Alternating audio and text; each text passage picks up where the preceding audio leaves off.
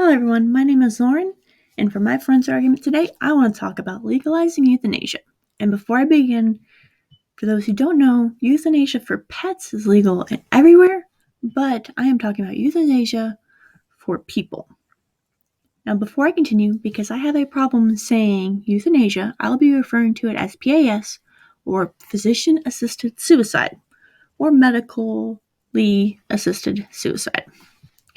Now, according to the Prindle Post, as of 2019, in the article What It Means to Legalize Euthanasia, written by Marco Maverick, California, Colorado, Hawaii, Montana, Oregon, Vermont, and Washington are all states that have some form of medically assisted suicide. In the same article, it is stated that as of 2016, Canadians have a right to assisted suicide.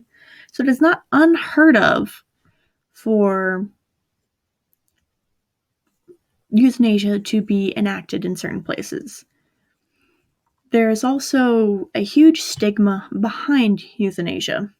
A lot of doctors who helped participate in euthanasia before it was legal, and many of those states, including Dr. Jack Death Krivian, who oversaw the death of 100 people and was subsequently sentenced to 10 to 25 years in prison, talked about why he did what he did. And he was not killing his patients so much as he was releasing them from the sickness that they held, which is mostly what euthanasia or legalizing euthanasia would be. Now, according to Biomedical Ethics, in the article Legalizing Euthanasia or Assisted Suicide, the Illusion of Safeguards and Controls, the Netherlands and Luxembourg have legalized euthanasia since 2001. Also, Oregon and Washington have had legalized physician-assisted suicide since 1997 and 1999 respectively. But euthanasia itself is illegal, but physician-assisted suicide is legal in these states. There is a lot of debate on exactly how legal it is for physician-assisted suicide and for euthanasia, which they categorize on a separate.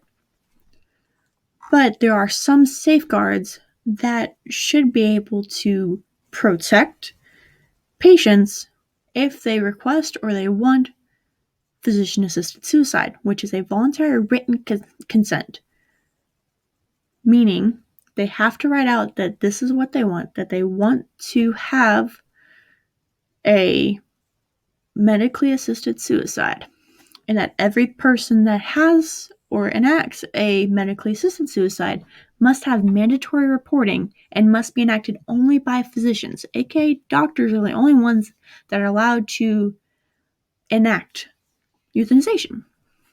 But they should also have the option of a second opinion and multiple consultations, such as somebody who is becoming transgender in the military specifically requires therapy before they go through the change. I believe if we have people who want to enact a physician-assisted suicide, that they should have a little bit of therapy and make sure that is exactly what they want. Most of these people are suffering from major physical illnesses that affect them their entire lives and will either slowly eat away and kill them, or they are just not able to function as they were on a day-to-day basis. There is a mental aspect that goes into this that should be addressed and talked about, such as what is their mental state when they agree to this. If they are not in the right mental state of mind, then they should have some form of secondary consent before they enact a PAS. There's also the whole debate and the very slippery slope of allowing children to enact a PAS, specifically children 12 and under. I believe that it should be up to the parents or guardians before they enact a PAS, and it should be talked about heavily and have consent from the parents and the child also. But they should also have a chance at life and not be a first option because they have a very serious illness that may end up killing them, may not. They may make a full recovery. Some of the other things that should be considered is also, as stated in the article Legalizing Euthanasia or Assisted Suicide. In the Netherlands, euthanasia is available for anybody over the age of 70 who's just tired of living. I don't believe that should be fully enacted in every state, that if you're over 70, if you're just tired of being on the earth, to enact a PAS. But if you have a serious illness and you're struggling to continue with your life, I do believe it should be considered as an option. It should be heavily safeguarded by physicians, mandatory reporting, and be able to have written consent for it. If they cannot write consent, they should not be allowed to have it, unless they have enacted in something such as when people put in a DNR before they go into an emergency situation. And that is my topic and how I feel and believe about it.